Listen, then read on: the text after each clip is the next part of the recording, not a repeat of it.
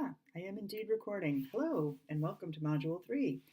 We are in the center of it all this time around. The lighting makes it look like I'm hunkered down in a bunker. I've been here all month. Just kidding. Okay, so teaching and learning. This one's kind of wide open.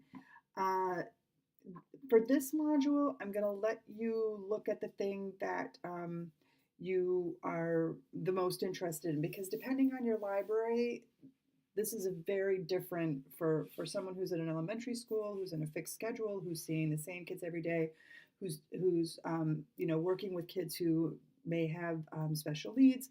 You're going to have a very different perspective than somebody, say, in a high school who works with small populations individually for a week or two here at a time, and has the constant changeover. So there are 4 different areas that you can explore.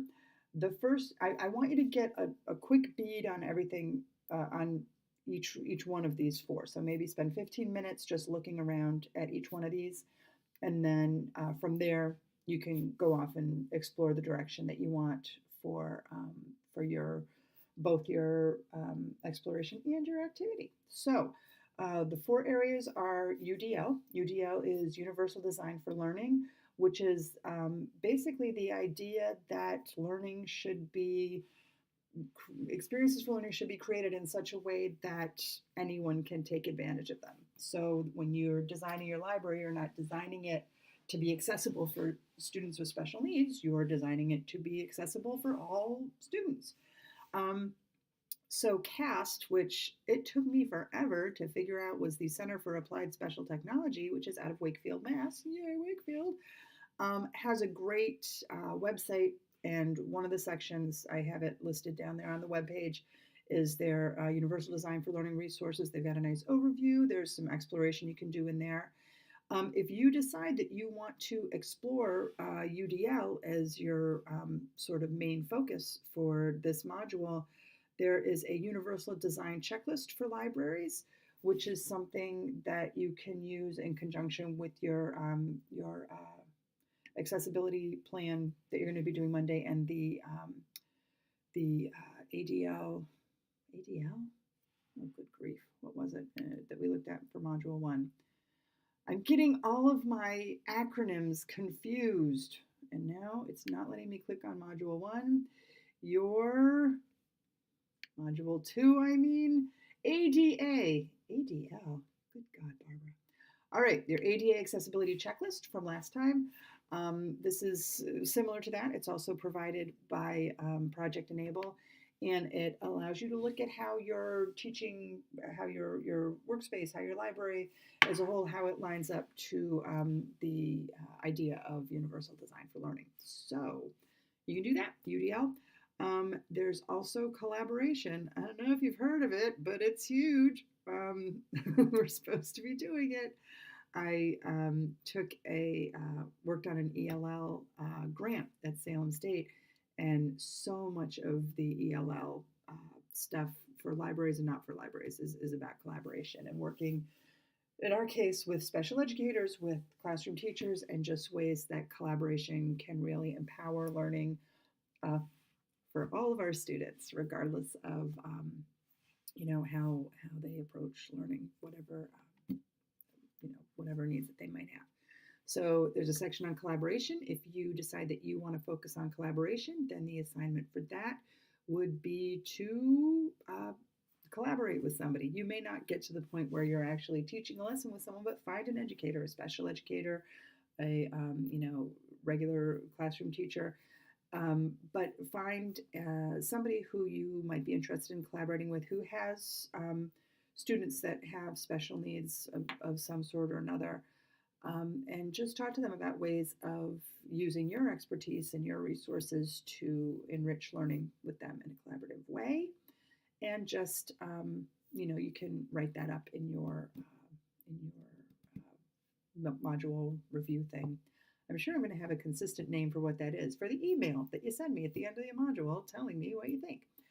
The third one is lesson planning. If you're somebody who just likes to write out a lesson plan, by all means, Enjoy.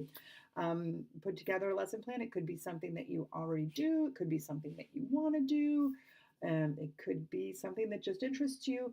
So put together a lesson plan and make sure that in that lesson plan you have um, um, specific things that you would be using for students who may have disabilities. If if you work with a specific class, you work with specific students, you can put that. I mean, a lot of it is just differentiating your instruction, but make sure that you highlight that in the plan to show how you're reaching different learners.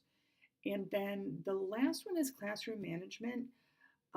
People have mentioned to me that they want to make sure that they're treating everybody right. And I found in the Project Enable website, in the I think it's their first module, when they're talking about different disabilities, because some disabilities are do have a behavioral component.